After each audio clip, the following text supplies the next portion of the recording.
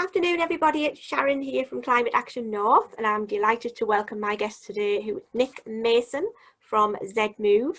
So, hi, Nick. Welcome. How are you doing? Hey Sharon. Yeah, great. Thank you very much. Nice to be with you on a Friday afternoon. Yeah, it is good. Start of the weekend. Yeah, definitely. Yeah. So thanks a lot for having us. So, tell me what you've been up to lately. Then I know you've been really, really busy, and obviously, things maybe hopefully picking up a little bit now for you as well. So, what Yeah, have you yeah, been up to? yeah. ZMove is about a year and a half old now, and obviously we've had 6 months of very strange times to deal with. Just during which was our first year of sort of trading anniversary as well. So it's been an odd period, but yeah, I mean, myself and the other two directors of ZMove, we're just delighted we're still here. The team have worked all the way through lockdown. We're continuing to work 6 days a week. So just delighted to still be here and to be able to offer support to businesses, communities at a time like this as well. So yeah, it continues to be really interesting, and we're really hopeful. It's going to be an exciting autumn and winter. I think part of what we're seeing is that the challenges that COVID has caused to a degree have opened a few eyes about the necessity to look at different ways of moving things around. And as a result, we're getting some business traction that we weren't getting pre-lockdown. So we're really hoping the business can go on and expand. And I've got a few short slides. Would it make sense to just run through those, Sharon, about what ZMove is? Absolutely, yeah. Please do. Be great to see that. Thank you.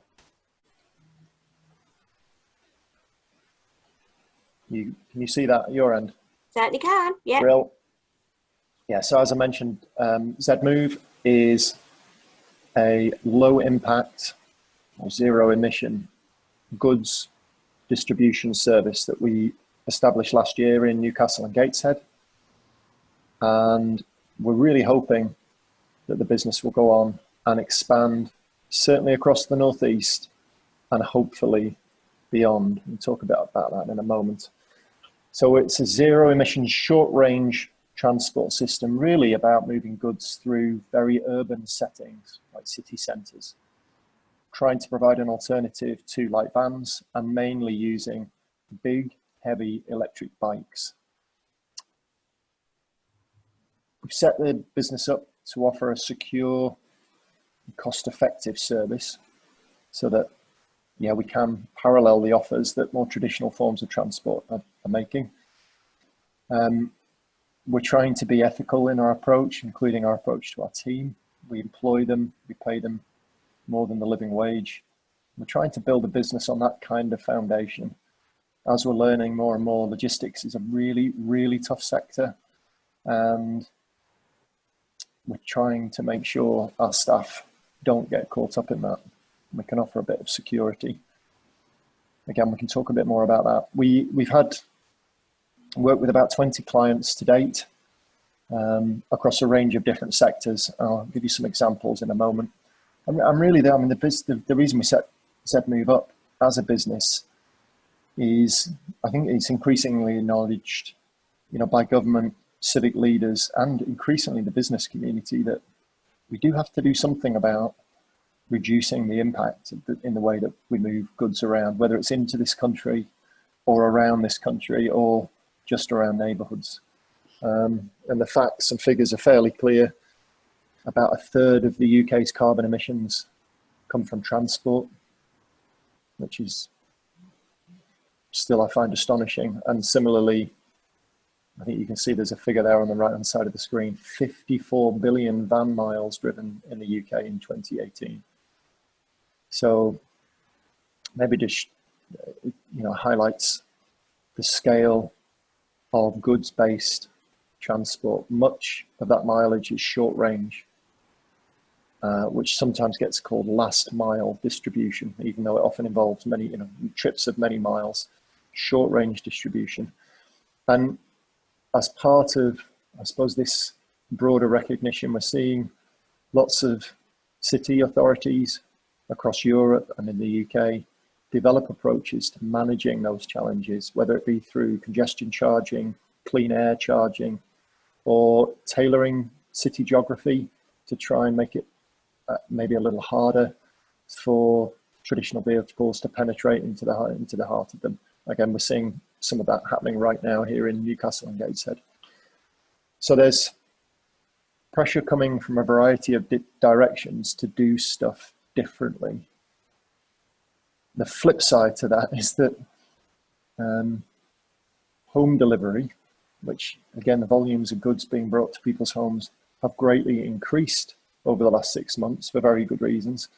Home deliveries becoming such an enormous driver of an increase in vehicular traffic, an increase in business mileage, and as I'm sure we've all benefited from since lockdown as well. You know, there are such fantastic service out there from the likes of the really big carriers who can bring goods to you very quickly and, in the face of it, very inexpensively as well.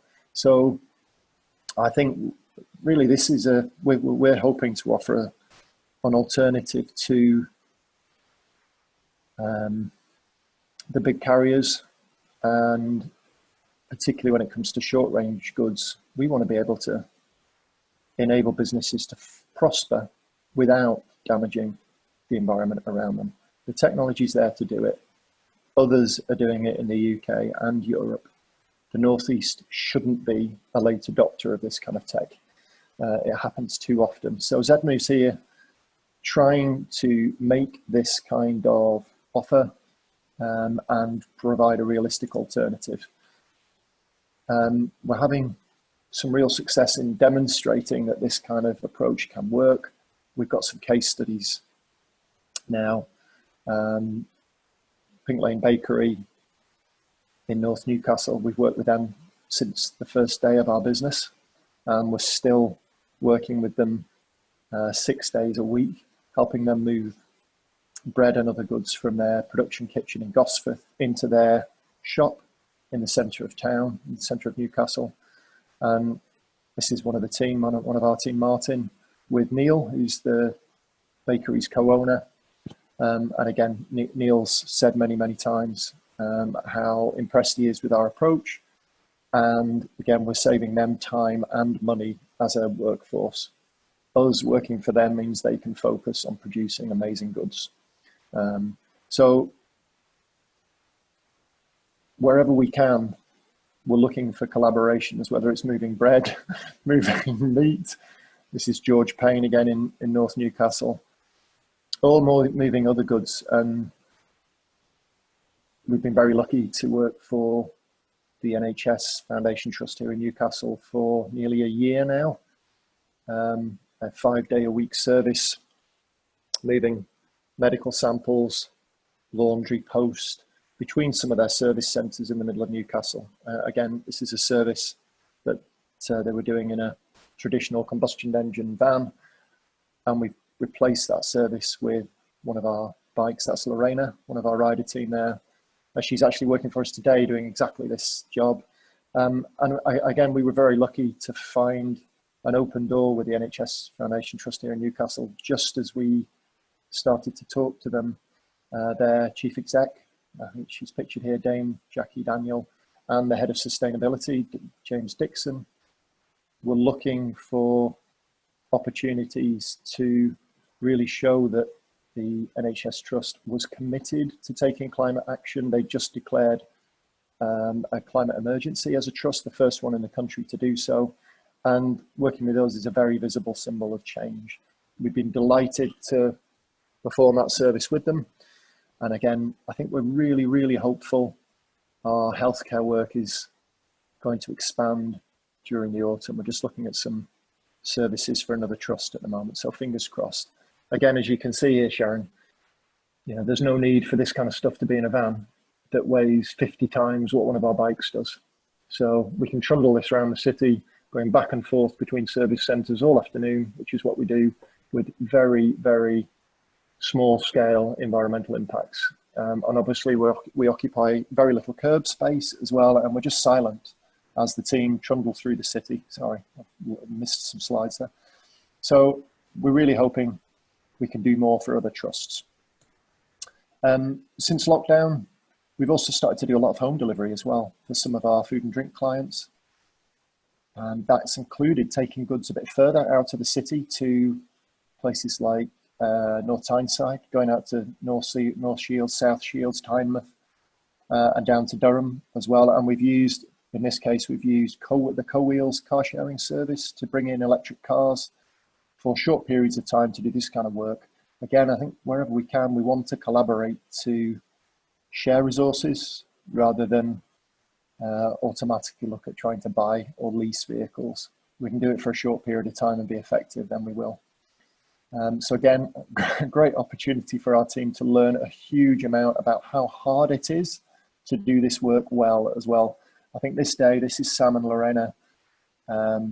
Between them, they delivered 70 home deliveries in an afternoon on this day, traveling about 100 miles to do that. And as we're learning more and more, delivery at scale, quickly and efficiently, is very skilled as well. And I hope that's something that maybe there's appreciation for the skill involved in doing this stuff well. It grows over time as well. I think I certainly took this kind of service for granted. You know, you press a button and stuff comes home, but someone has to do it, and they have to do it as efficiently as possible so they can make a living from it. So yeah, we're learning loads about home delivery and enjoying it very much. And the great news, which we can't quite celebrate yet, but we are about to start operation in Durham City. Again, we've been working with a client in Durham who's about to launch a new service, and they've asked us to work with them. So we're hoping to be making first deliveries in Durham before the end of this month.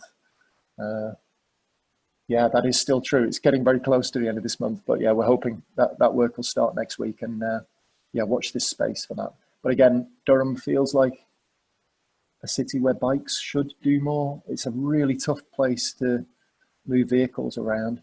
It's also a World Heritage Site and with tiny streets. So we're really hoping once we get going, we'll be able to really offer a fantastic service to some of the businesses in a range of sectors in the city, and hopefully make it a more pleasant place over time to both live and visit. So yeah, really lovely to be looking at that this autumn. And I think that's about it. As I said, we're serious about making this a business that covers the region and goes beyond. There are no other operators of this kind of system working in the Northeast, and in fact there are very few really between Leeds and Glasgow. So we'd like that space to be full of these bikes and a fantastic team offering an alternative to traditional ways of doing things. So yeah, and again, really keen to talk to anyone else pondering these kinds of changes. We'd love to help you design something different. There we go. Excellent, excellent. Well done. That's really good. Yeah, that's a really good presentation, Nick. And I think it was really interesting to see how the business has evolved, I suppose, since you first started. I think when we first met, I think we were outside the Baltic, I believe, and you were coming across the Millennium Bridge, I think it was. It's quite which seems like an ideal route, doesn't it, from, you know, getting from Newcastle to Gateshead and backwards and forwards, because they've got a special cycle route, I believe, on that bridge, haven't they? Yeah. So I think it's good to see that. I mean, it's brilliant to see the NHS involved as well. I mean, that must have been such a proud moment, getting, you know, the backup from James and his team to start mobilising that side of the business, because it just shows that it can be done, doesn't it? Really, it's just a perfect solution for them to, you know, to move things quite quickly as well around Newcastle and that area. And I think I saw something the other week as well about in Grey Street, for example, in Newcastle, aren't they taking some of the parking spaces away or something and putting in more sort of cycle routes, as far as I know? Parking has been removed from Grey Street with one or two exceptions, for instance, disabled motorists. And it's now just a one-way street for traffic, and the other half of the carriageway is occupied by a cycle lane. And some extended pavements to allow the hospitality businesses up and down Grey Street to offer pavement dining and drinking. So again, one of the most beautiful streets in England, hopefully starting to go back to some of the values for which it was originally designed, and hopefully making it more of a place to dwell rather than go through with speed. So yeah, and again, you know, that's one of the, if there is a bright side to the enormous challenges we've collectively faced over the last 6 months, that's an example of, we're seeing these types of schemes pop up across the UK, Europe, North America now. Just, I think, out of recognition that making the outdoors, making more outdoor space in cities is essential for communities' health. So I just hope civic authorities carry on. We're seeing enormous pushback, motorists, motoring organisations, and in many cases businesses as well affected by these schemes, really demanding removal. The flip side is we're now seeing some fantastic responses from some of the businesses in these streets as well, whether it be Whitley Bay, or actually I think there were 3 businesses on Grey Street in Newcastle in the paper the other day talking about the benefits that they foresee from these kind of changes. So I think we just hope civic authorities give some of these schemes time for both residents, visitors and businesses to adapt and sort of understand how to benefit from them. I'm not saying all these schemes are without fault, but definitely we need to take time, don't we, to allow change to happen and see where it gets to. So I think the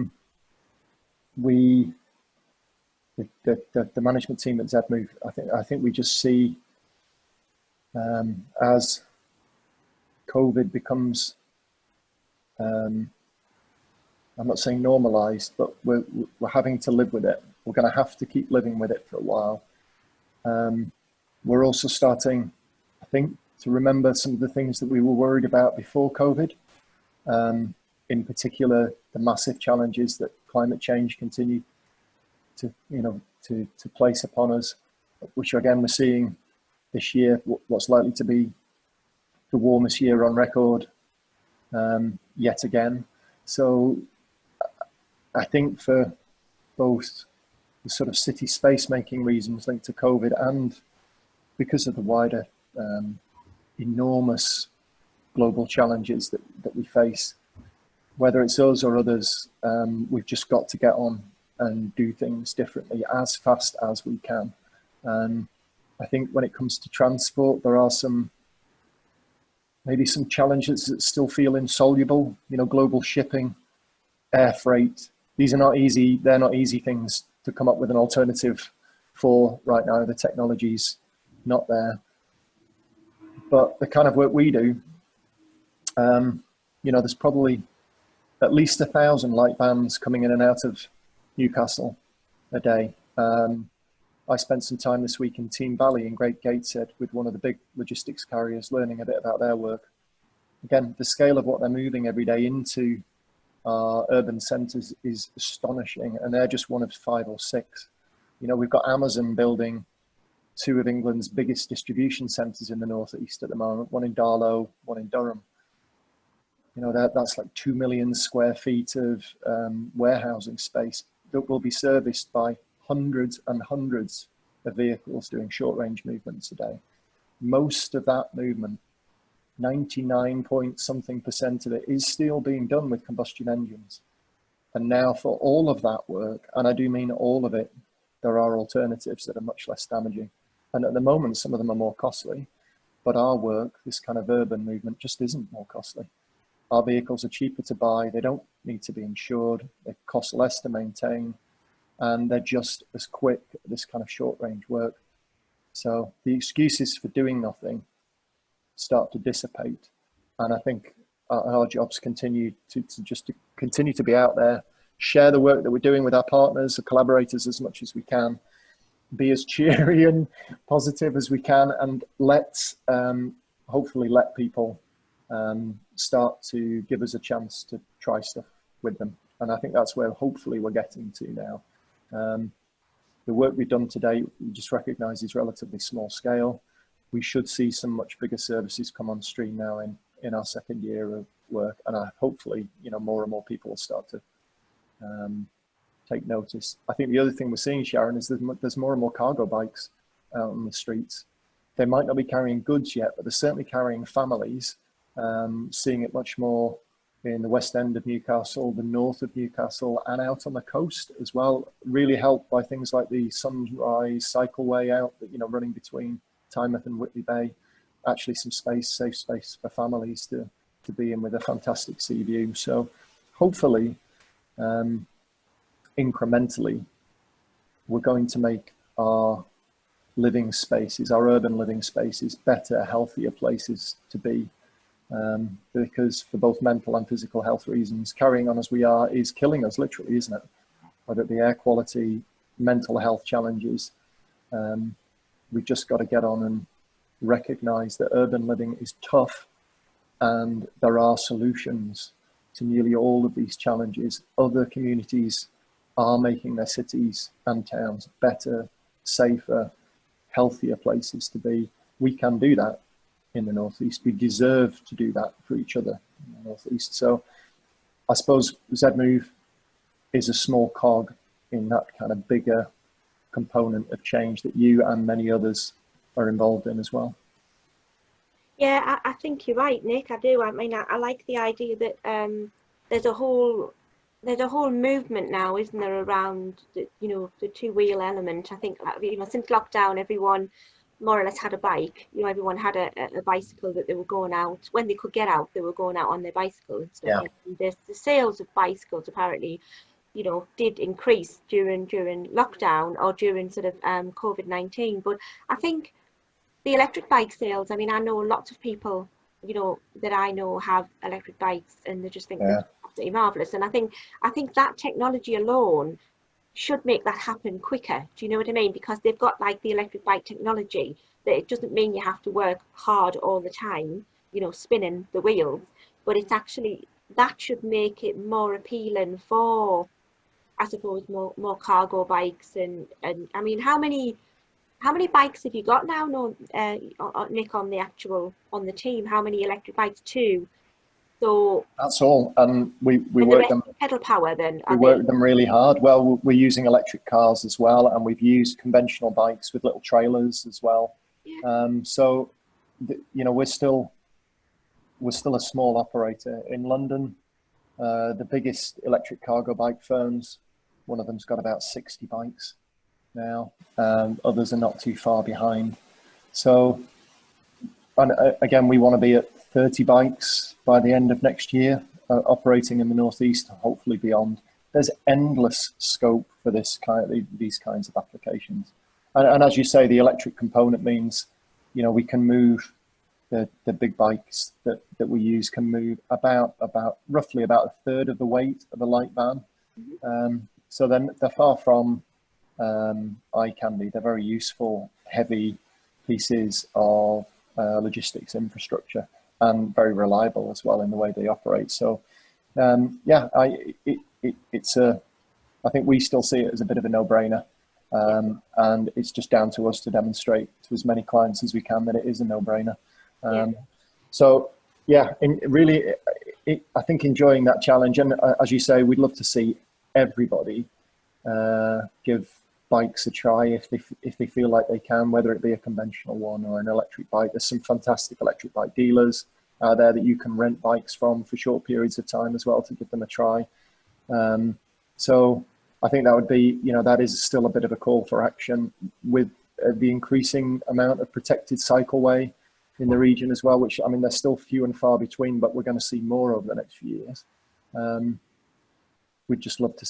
We'd love to see anybody out on a bike, and our riders as well. They love to stop and chat to anyone they see cycling about. And as you say, I don't think none of them have ever seen as many people on bikes as we have during the last 6 months. I think it's starting to dwindle a little bit at the moment as the roads get busier again. But I think we'll learn a bit more when and if schools go back over the next month. We'll just see whether anyone else feels a bit more confident to be out there as a family. We are seeing as well some of the local authorities focusing on starting to design low traffic neighborhoods, particularly with a focus on school access, safe school access. So I think people need help to make healthy choices, and civic leadership really is there to do that. I don't think there are many more important jobs than, you know, enabling people to live healthy lives, and cycle and walking infrastructure again it's a no-brainer. So we've just seen the closure of 5 small bridges here in Newcastle, which again is I think it's quite a brave move from Newcastle City Council. 2 or 3 of them had a huge amount of car and van, you know, vehicular traffic going through them, and they don't now. And we've seen a huge and very polarized emotional debate about whether that's an appropriate thing to do. The city are consulting on, they've taken the decision to close the bridges and then consult communities on how they feel about the closures over the next 6 months, which again I think is a really positive thing to get on and do. So we'll see, but again, as a business, we want to see more and more change coming to allow people to be healthier. Climate change demands it. Disease management in cities demands it. We have to feel like we can go outside for work, for recreation, for social activity. And I think we've seen over the last 2 or 3 decades, we've gone backwards, haven't we, collectively, whether it's for, you know, for a whole variety of reasons. Cities, back lanes. I'm looking out on my back lane, which continues to be filthy, and this doesn't feel safe for my 12-year-old. And again, we're working on that at the moment. But that, you know, that's a microcosm of the challenges the, whatever it is, 500,000 people in the upper bit of the northeast face. Where we live should be safe and clean, and it should be safe to get around as well on foot and on bike, or however people choose to do it. So hopefully democracy will out. We'll see change continue. Meanwhile, we'll just carry on trying to move things around the city and smile as we do it. Exactly, I totally agree. I mean, I think we're in pretty much the same boat as you, Nick. I think it's about, you know, changing people's behaviours, and trying to inspire change in people is an incredibly hard job to do. It always will be, and I think it's going to be a certain minority and of people who will mobilise change, I think, but then eventually it will catch on. I think the ZMOVE movement is just an incredible way to demonstrate how it can be done, though, because you have done it. You know, if you've done it and you can prove that you've done it, and you've got case studies and you've got clients that say, look how easy it is to do. It's about people making that one small change, isn't it? And we have a whole programme at Climate Action North about that one small change, because if everyone just did that one thing differently, and businesses could do it very easily, I believe, you know, by just taking one element of their business and shifting it from the light vans that they use across to the ZMOVE type facility, especially if the city based. There's no real excuse, though, is there? If it's city based and it's urbanized, I think it's got to be easier to make that change than it is if you were out of city, or, you know, I don't know. I mean, I think I was thinking about, you know, events as well. You know, when we do our events, say we do like citywide events, it makes perfect sense. And I think I've been to an event anyway where all the food was delivered from Pink Lane by ZMOVE. I believe all the catering came from the city, across the city, but by bike. So that was just a really good way of pushing your carbon footprint down as well. Yeah, so, I mean, certainly, I mean, our approach to this is any new prospective client, if they want to give us a try, first delivery is free. First month of work is heavily discounted, at the end of which we review how their experience has been and how we found working with them. So we've tried to reduce the barriers to giving stuff a try. And as you say, at the moment, last weekend we helped Jesmond Food Market, who operate on the Armstrong Bridge, going over the Eusburn. we brought their social distancing infrastructure into the market and out. So traffic cones, signage, that kind of thing, just rolling it onto the bridge for them in the back of a bike, saving them a lot of time and energy, because the bike can just take goods to where they're needed. In this case, it was just able to lay out the traffic cones and pick them up again. So I think for a whole variety of applications, our kind of approach can work. And I think what we're finding for new clients as well is that if we can't do it now, we're really, really keen to look at how we can do it, because we're well connected with other firms of our type, both in the UK and beyond. There's a really good network amongst us. So, and for instance, let me get this right. There's a fantastic cargo bike firm down in Hereford, Sharon, and one of the things they do is they move trade waste, and they move hundreds of tons of it a year using cargo bikes and trailers to collect cardboard and other stuff from businesses' doorsteps and take it on.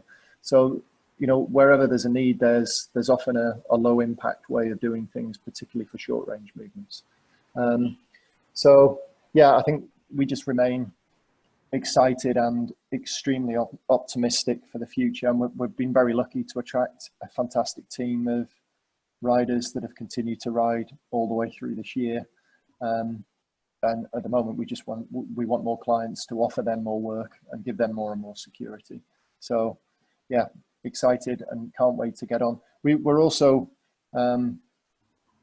we've been lucky to work with some fantastic organisations, for instance, like Food and Drink Northeast, which is a campaigning group really trying to showcase the best of the Northeast's producers, food and drink producers. We just collaborated with them on a short video, which again is really a call to arms for, I think, all of us in the region to celebrate the region's beauty and the creativity of its people. I'd be really happy to it's only a minute long, Sharon. Do you want me to just quickly show that? Please do, yeah, please do. See if we can do another little share screen. Yeah, no problem.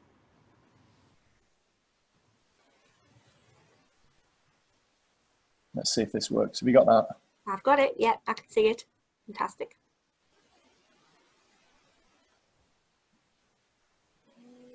It's a dream, have you been down? Have you dreamed that you see? I came along just to bring you this, and you spell wandering down the empty streets will disappear till dawn. You have dreams enough to share. I came along just to bring this, and you spell wandering for.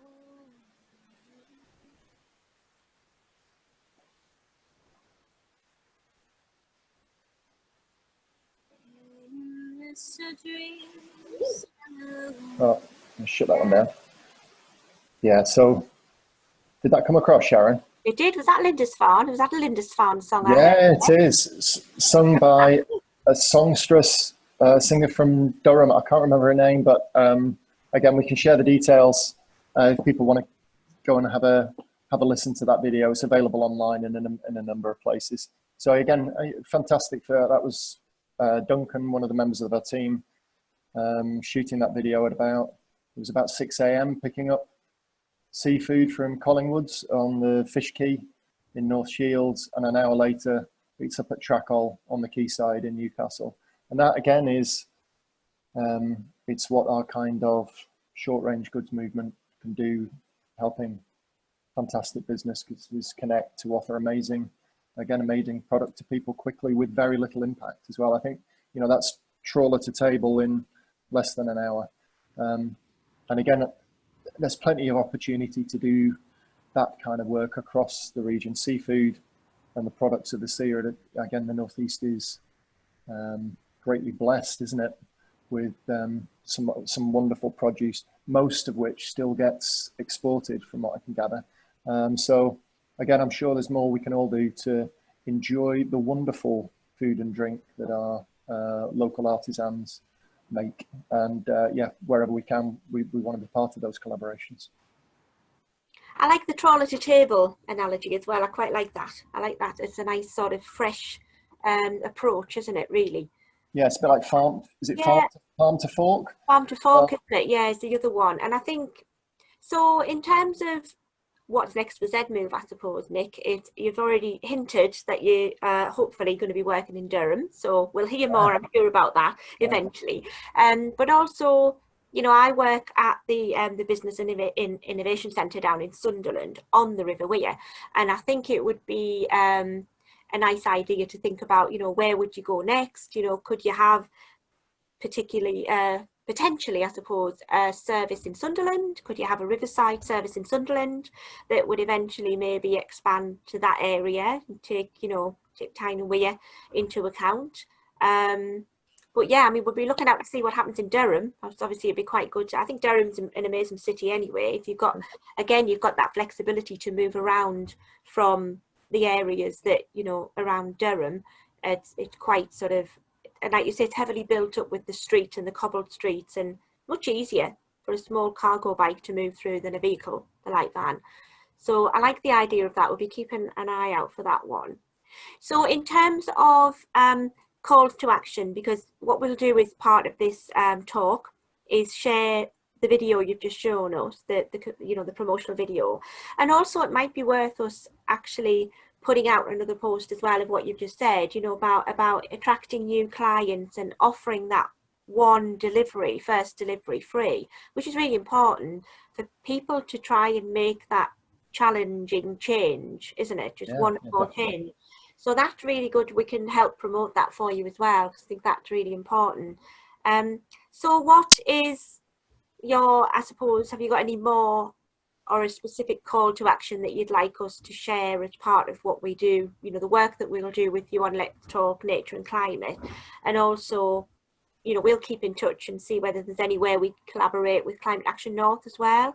And certainly if we're in the city, it makes sense to use you for our events, because it'll bring our carbon footprint right down, which is really good. So any particular other calls to action? Well, maybe that is, as you said, Sharon, we're still geographically limited in our trading footprint at the moment. It is Newcastle and Gateshead at the moment, with Durham to come shortly. I'd love to talk to anyone elsewhere in the region in an urban centre like Sunderland, Middlesbrough, Stockton. These are landscapes in which e-bikes and other low impact technology could do a lot of work. And really what we're looking for at the moment is conversations that can help us plan next year's work and an expansion program. So even if we can't help you right now, any business that's thinking about changing the way they move goods locally, we'd love to have a chat now, even if it's just scoping up some partnership work for the future. So, and if you're beyond the Northeast, I'm sure your podcast has a reach.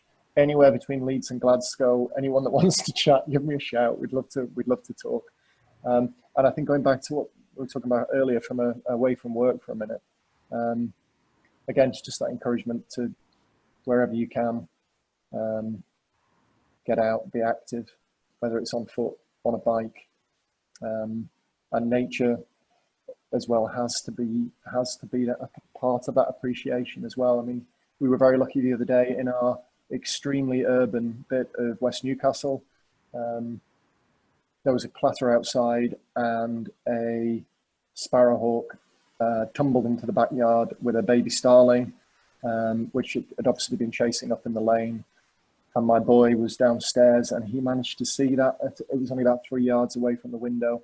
And you know, there are no trees in our back lane at all. It's just concrete. Everyone's just got yards. So I think it's a reminder for us, wherever